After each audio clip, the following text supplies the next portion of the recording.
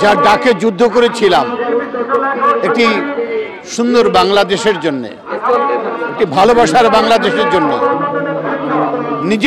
নিজের বাংলাদেশের জন্য, নিজের মাটি পাওয়ার জন্য, সেই দেশে বর্বর সেই পাকিস্তানিরা আমাদের সেই বুদ্ধির মাথাগুলোকে এই রায়ের বাজার বদ্ধভূমিতে নৃশংসভাবে হত্যা করেছে। এই নৃশংসভাবে হত্যা করে তাদের দমাতে পারেনি। এখান থেকেই সৃষ্টি হয়েছে, আবার হবে।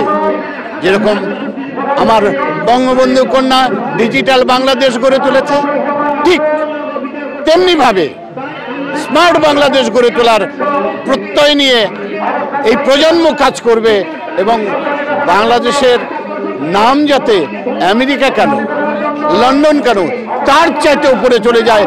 বঙ্গকন্যা সেই কাজটি করেছে। এই বুদ্ধিজীবীর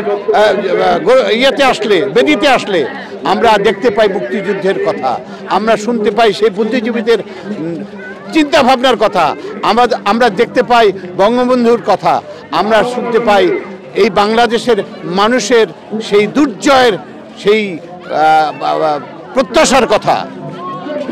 একটি কথা আমি না বলেই পারছি না, আমরা কিন্তু একবার জয় করিনি, আমরা দুবার জয় করেছি। ৭০ নির্বাচনে সারা বাংলাদেশের মানুষ বঙ্গবন্ধুকে জয় করেছিল, বিজিত করেছিল। আর আমরা ৭১-এ এই দেশটাকে যুদ্ধ করে আবার স্বাধীন পতাকা নিয়ে এসেছি। এই তো আমাদের জাগিয়ে দেয় এই বুদ্ধিজীবী এই বেদিতে আসলে। আমি প্রজন্মকে বলবো, তোমরা স্মার্ট বাংলাদেশের জন্য রেডি হও। নতুন করে তোমাদের কাছেই থাকবে স্মার্ট বাংলাদেশ। তোমরা বুক ফুলিয়ে বলতে পারবে এটা আমাদের স্মার্ট বাংলাদেশ। বঙ্গবন্ধু কন্যা তারই একটি স্বাক্ষর রেখে যাবেন। বঙ্গবন্ধু কন্যা সেই চেষ্টাই করেছেন, ডিজিটাল বাংলাদেশ দিয়েছেন, স্মার্ট বাংলাদেশ দিয়ে যাবেন তিনি। তোমরা রেডি হও।